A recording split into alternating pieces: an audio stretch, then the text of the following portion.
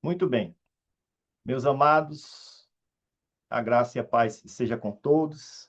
Satisfação mais uma vez poder estar aqui com os irmãos, juntos, reunidos, para ouvirmos falar da palavra de Deus. E a gente vai, então, aprendendo aqui acerca das coisas boas do céu. Eu trouxe um tema bastante conhecido já dos irmãos, né? Mas que é um tema pertinente, principalmente num mundo tão conturbado como hoje, né? Estava aqui só ajustando aqui a transmissão.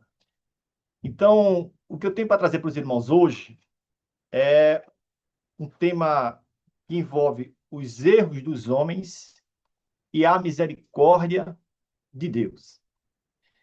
E parece que isso é uma tônica na história da humanidade, né? Porque lá desde o comecinho a gente vai encontrar problemas desta natureza, né? Quando Deus criou o homem, os irmãos sabem, todos sabem, a história é bastante conhecida, né? A famosa história de Adão e Eva. E Deus criou o homem ali na perfeição, colocou no paraíso, tudo às mil maravilhas, e bastava então o homem apenas obedecer à ordem que Deus havia dado, né? Nada mais, nada menos, só obediência. Mas aí surgiu o primeiro problema, porque o homem então desobedeceu a Deus, né? O homem entendeu que queria ser igual a Deus, que foi uma promessa falsa que o diabo fez, e o homem terminou caindo nessa conversa e se afastou então do desejo de Deus para ele, né? E aí nós sabemos que o homem mereceria então, por conta disso, a morte, né? E aí a pergunta seria: morte imediata, morte posterior? Mas Deus foi tão misericordioso para com ele que fez uma promessa naquele momento da transgressão. Quer dizer, o homem peca ali, né? Está escrito. E vem uma promessa da parte de Deus em Gênesis capítulo 3, versículo 15. Né? E antes mesmo, Deus providenciou, então, um animal morto, né? Ou um animal, pelo menos, que ficou sem a pele, para que fosse coberta ali a nudez de Adão, né? Que o pecado se revelou ali dentro dos termos de consciência, como se fosse a nudez, mas na verdade a gente sabe que foi a desobediência.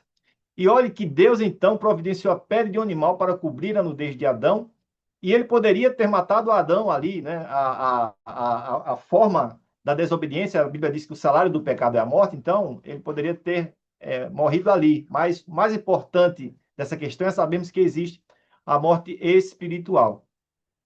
E ali Adão foi então punido, sendo expulso do jardim, e agora a ordem de Deus era que ele trabalhasse do próprio suor do rosto para se alimentar, quando ele tinha um jardim com um pomar, na verdade, com tudo que ele precisava para se alimentar e viver a sua vida normalmente em obediência a Deus. Mas, infelizmente, ele caminhou para a desobediência, mas mesmo assim a misericórdia de Deus, apesar do erro do homem, atuou ali e o homem seguiu a sua vida, teve filhos e filhas, e todos nós, então, somos descendentes de Adão.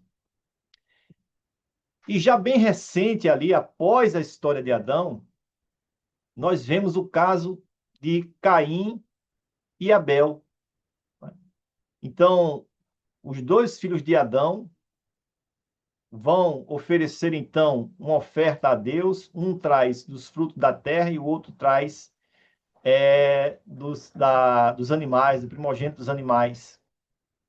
E aí Deus recebe de um e não recebe de outro.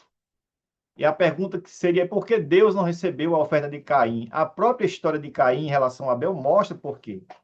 Caim não tinha um coração de fato devoto, não tinha um coração de fato voltado para Deus, tanto que com a inveja ou com a raiva, porque Abel foi agraciado com a recepção da oferta, Caim vai lá e mata Abel.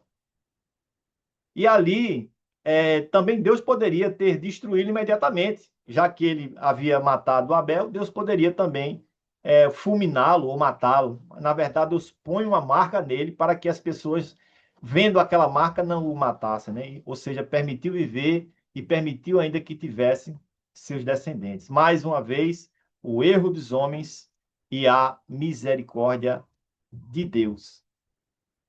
E aí a história segue e nós vemos então mais um acontecimento marcante, né? Que é a humanidade na época de Noé. Gênesis capítulo 6, versículos 5 e 6. Pedro também cita, né? 1 Pedro 13 e 20, e 2 Pedro capítulo 2, versículo 5 também falam dessa história. Então, os seres humanos foram tão maldosos, né? Praticaram tanta maldade, que Deus resolveu, então, exterminar, acabar com a humanidade. E aí, como acabar, né? Com toda a humanidade, a própria criação de Deus, a bênção da criação estava ali, mas havia uma família piedosa, dentre um mar de pessoas maldosas, com o coração corrompido, etc., né? E a Bíblia nos informa, Deus mandou Noé construir a arca e colocar de todos os animais um par, dos animais limpos, 7 animais, né, 7 pares, e dos animais impuros um par. E ali a arca foi construída e Deus também, com a humanidade toda corrompida, poderia ter exterminado tudo, né? Que inclusive a decisão era de destruir, né?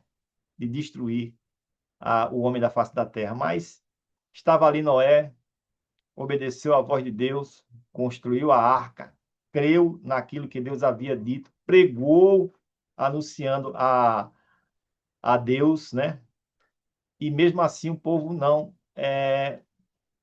se voltou para Deus. Mas com a misericórdia, mais uma vez, de Deus em relação aos erros dos homens, Deus providenciou uma família, a saber, como diz a Bíblia, 8 pessoas, né? E essa família, ela reconstruiu, ela repovoou a terra, né? E veja que a humanidade, ela depois do pecado de Adão, ela não para de errar. E Deus não para de exercer a sua misericórdia, né? E isso é muito claro quando nós lemos o Salmo 86, o versículo 15, que diz o seguinte: Mas tu, Jeová, ou Yahvé, né, és um Deus cheio de compaixão e piedoso, longânimo e grande em misericórdia. Meus amados, não há dúvida, né, da grandiosidade da misericórdia de Deus ante a pecaminosidade e os erros dos homens. Tem gente que diz que Deus controla todas as coisas. Eu diria que Deus permite todas as coisas e controla aquilo que Ele quer. Porque se nós olharmos para um mundo tão pecaminoso, tão errado, né, tão distante de Deus, distante das coisas boas, nós dizemos que Deus está controlando isso nos mínimos detalhes, assassinatos, então Deus estaria fazendo as pessoas matarem umas outras, estupros, tanta estelionatos, roubo, tantas coisas, né? Não é possível nós dizermos que Deus esteja controlando isso no seu sentido amplo, né? De forma fatalisticamente, fazendo acontecer. Certamente que não.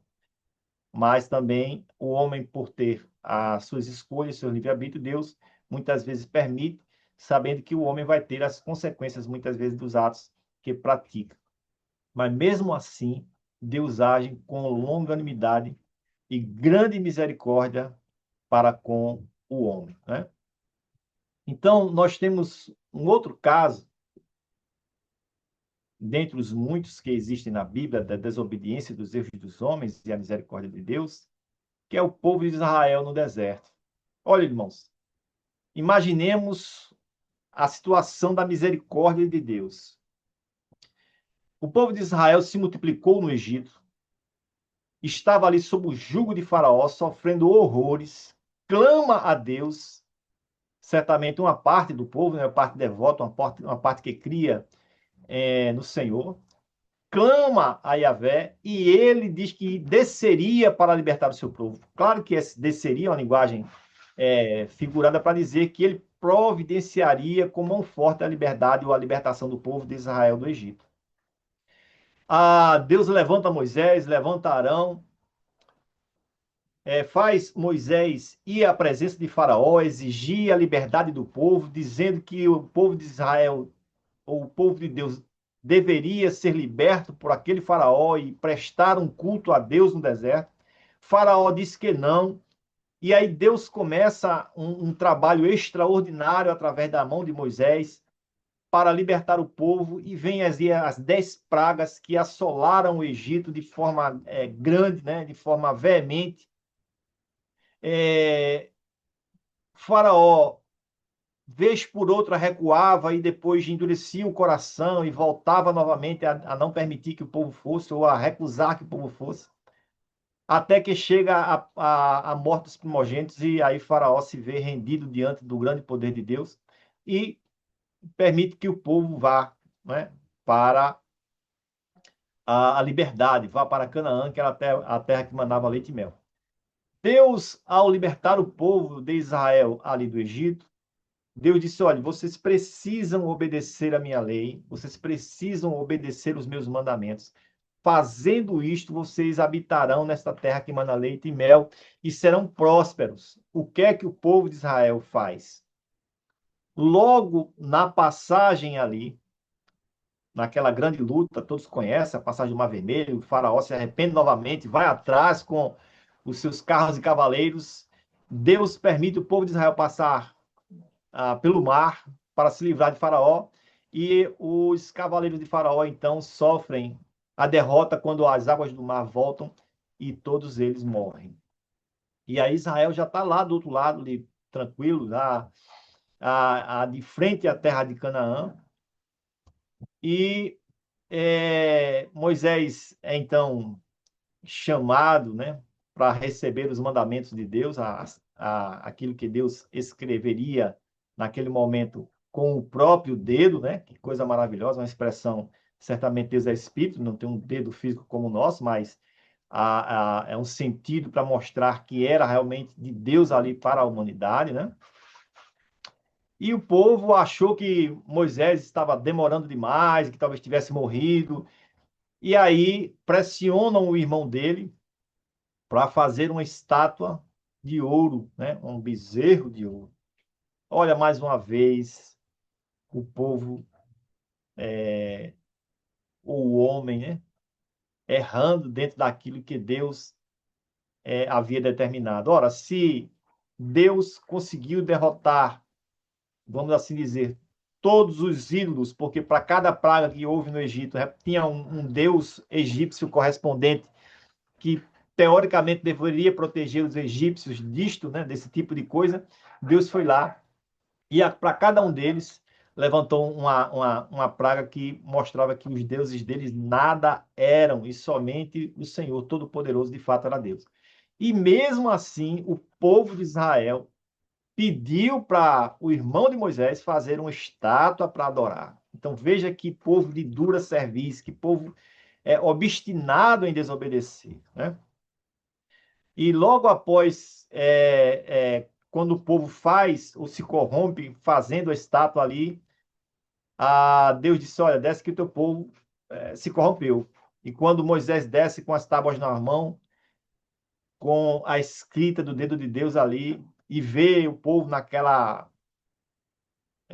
naquele culto pagão, então Moisés, revoltado, quebra novamente a estátua e diz que riscaria o nome deles do livro, né? E Moisés intercede então, e mais uma vez o povo é perdoado, né?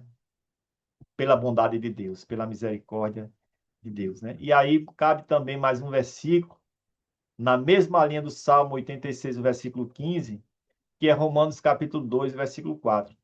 Ou despreza tu as riquezas da sua benignidade e paciência e longanimidade, ignorando que a benignidade de Deus te leva ao arrependimento.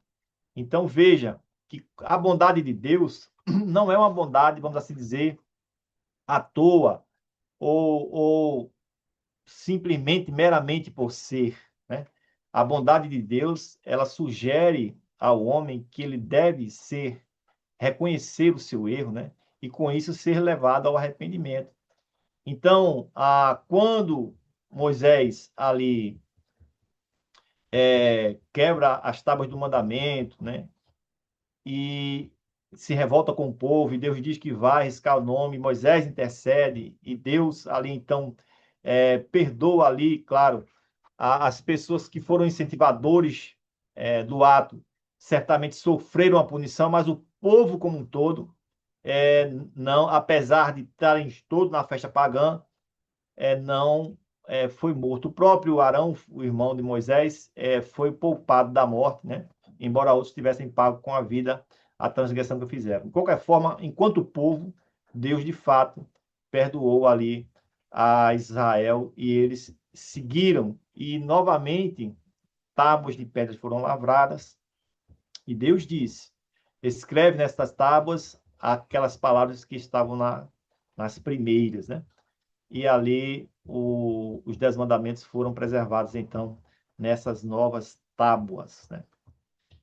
E nós temos um caso bastante emblemático, forte, né? Que é o caso do rei Davi, um homem que a Bíblia diz que é segundo o coração de Deus. Olha que palavra forte, né? Um homem segundo o coração de Deus.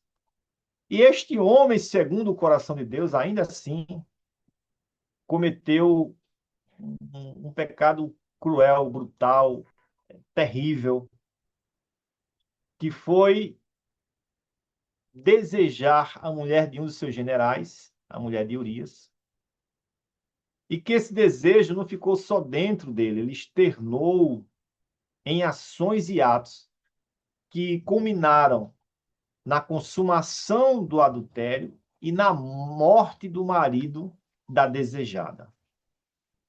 Então, Betseba foi possuída por Davi no sentido sexual, no sentido de cama, né? E colocou Urias, Davi colocou Urias no fronte de guerra, na infantaria, no lugar que fosse mais fácil de um general ser morto, foi ali que Davi colocou Urias e ele morreu. Deus puniu a Davi, dizendo que aquela criança que havia sido concebida não iria prosperar, não iria permanecer viva. Davi orou, implorou, pediu, e não aconteceu da criança permanecer viva, né? E Deus poderia ter exterminado o reino de Davi, ter acabado ali com tudo, mas havia a promessa de Deus, né? E mais uma vez Deus usou de misericórdia, apesar de toda a tragédia que aconteceu ali, em decorrência dessa desobediência, deste erro do rei Davi. E Deus mandou lá Natã, né, para jogar em rosto, ou jogar na cara de Davi, usando a palavreado mais corriqueiro, né, para jogar na cara de Davi a sua transgressão. E o Natan faz uma parábola ali, dizendo que havia um com muitas ovelhas e havia um só com uma ovelha só. E aquele que tinha muito pegou a única ovelha do outro que tinha, o que mereceria essa pessoa que fez esse tipo de coisa. Aí Davi encheu a boca e disse que seja morto. E o Natan, a ponto dele, diz: Este és tu, ó rei. E aí Davi cai em arrependimento, né? E ao invés de morrer, Deus o perdoa. E em 2 Samuel capítulo 12, versículo 13, disse Natã a Davi: O Senhor perdoou o teu pecado e não morrerás. Mas Davi era um candidato, vamos assim dizer, por sua desobediência à morte. Mas Deus usou de misericórdia para com Davi, preservou a sua vida e preservou o seu reino. E Davi chegou a ganhar muitas batalhas, foi um destacado rei de Israel. E tão grave quanto Davi foi o rei Manassés, foi rei de Judá. Todos reconhecem Manassés como um dos piores reis de Israel.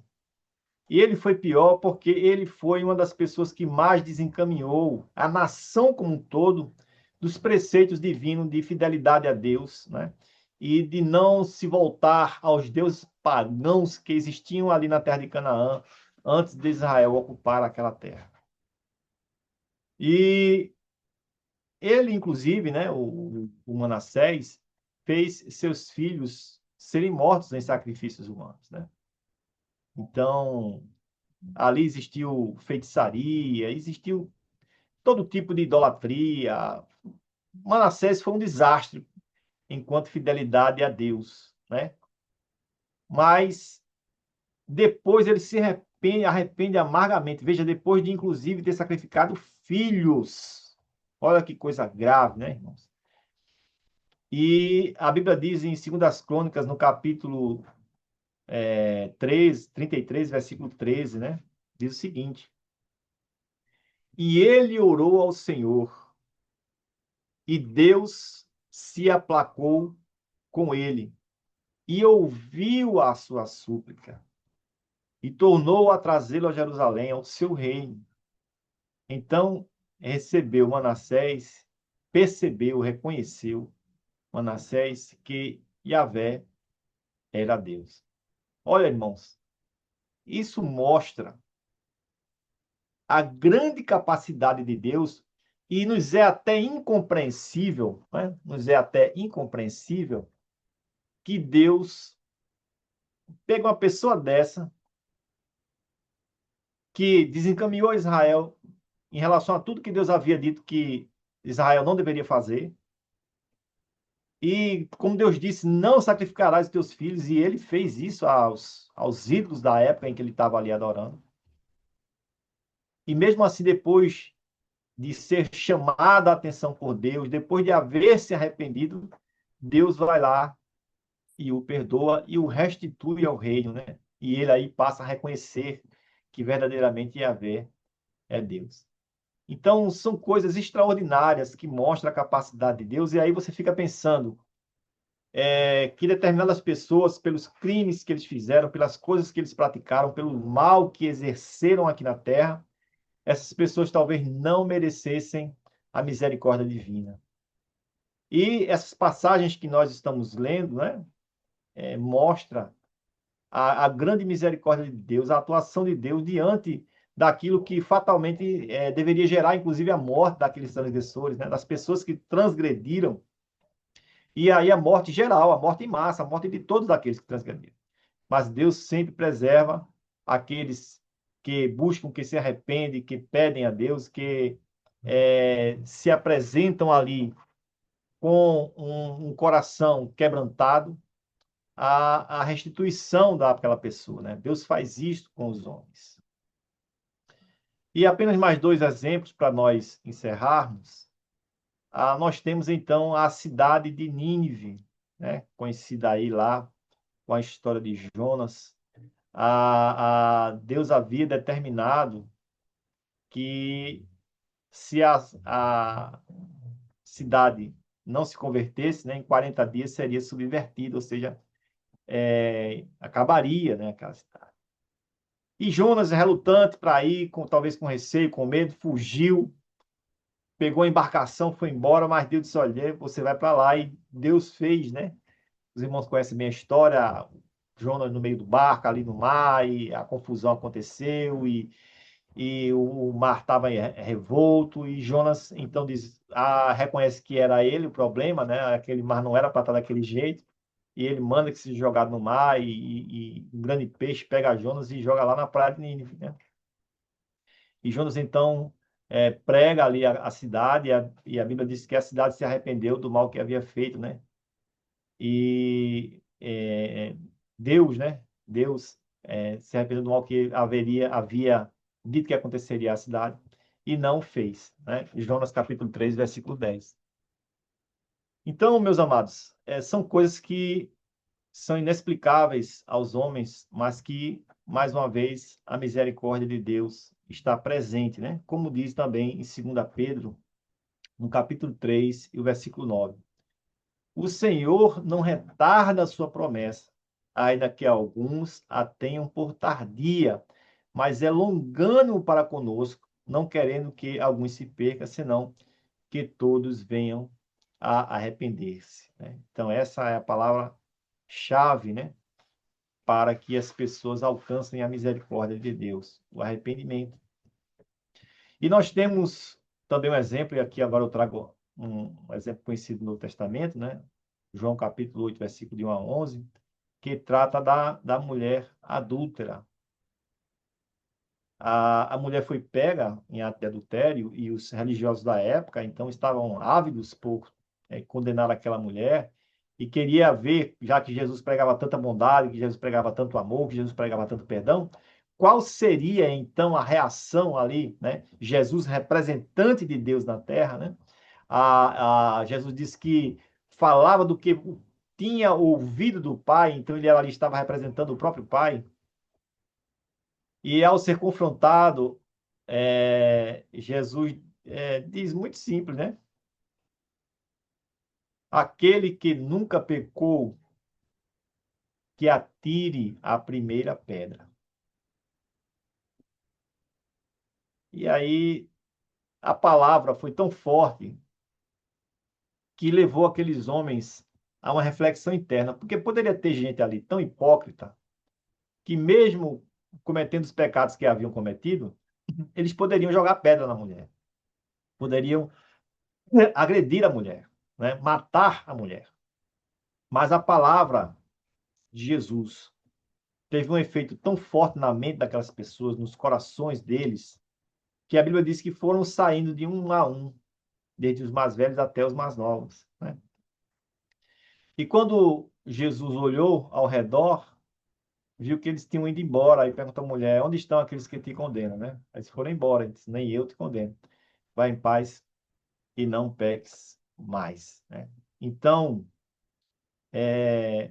veja que a misericórdia de Deus, ela se manifesta em toda a Bíblia, se manifesta de todas as formas, e os homens precisam perceber a sua condição de pecador, o seu estado de pecado, o seu caminhar na terra, perceber o quanto muitas vezes são desobedientes a Deus, são transgressores daquilo que Deus determinou, e se arrepender disto, porque como nós lemos o versículo, a longanimidade de Deus deve nos fazer refletir sobre essas coisas que nós praticamos e nos fazermos nos arrepender disto. E este arrependimento produz o ato de misericórdia de Deus. Então, você que nos escuta nessa manhã, você talvez olhando para si mesmo, olhando no espelho, né? E ao olhar no espelho, você sinta a sua transgressão, sinta o seu pecado. Eventualmente, você pode até achar que não há jeito para você, por tudo que você fez, por as coisas péssimas que você fez. E você olhando isso, talvez diga: não, não tem solução para mim, minha solução é a condenação. E eu digo para você, hoje, com a autoridade que a Bíblia nos permite, que Deus, através de Jesus Cristo, ele te perdoa de todos os pecados. Então, esse perdoar pecado, ao crer nisto, você vai sentir a retirada do peso que é esse tipo de coisa, espiritualmente falando, das suas costas. E você vai sentir a leveza de Deus e um novo jugo vai lhe ser oferecido, né? E a Bíblia diz que o jugo é suave e o fardo é leve. Então, Jesus te oferece este jugo suave e este fardo leve. E a partir de agora você vai viver em novidade de vida. Vai ser uma nova criatura. A Bíblia diz que as coisas velhas já passaram. Então, olha, para aquele grande erro que você percebe que cometeu, mas que está arrependido, existe a grande misericórdia de Deus que transforma a tua vida. Jesus Cristo, quando veio à Terra, quando Deus mandou a Jesus para resgatar a humanidade, ele o fez para que você pudesse ter esse arrependimento, para que você pudesse perceber que a misericórdia de Deus atua na tua vida, atua na minha, atua na vida de todas as pessoas.